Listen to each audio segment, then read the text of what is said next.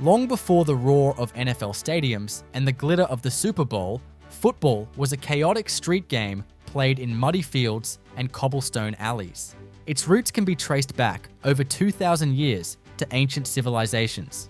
The Chinese had Cuju, a military training game where soldiers kicked a leather ball into a net without using their hands.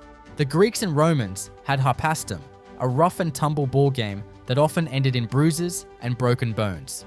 Fast forward to medieval England, and football became a wild, unregulated brawl between entire villages. The ball might be an inflated pig's bladder, and the field was whatever space you could run through. Markets, rivers, even farmland. The goal? Get the ball to your village's side by any means necessary.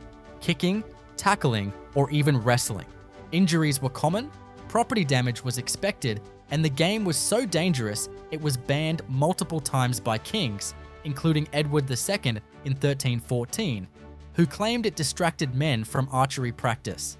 By the 19th century, England's public schools started organizing the chaos into formal rules. This is where the sport split. One set of schools preferred kicking, which evolved into soccer, while others allowed carrying the ball, which became rugby. When the game crossed the Atlantic in the mid-1800s, American colleges like Princeton, Yale, and Harvard put their own spin on it, literally. They blended rugby's physicality with their own innovations, like the line of scrimmage and downs, thanks to football pioneer Walter Camp, now known as the father of American football. These changes made the game more strategic and less like a constant scrum. Protective gear came slowly. Helmets weren't even mandatory until 1943, and early versions looked more like leather aviator caps than life-saving equipment.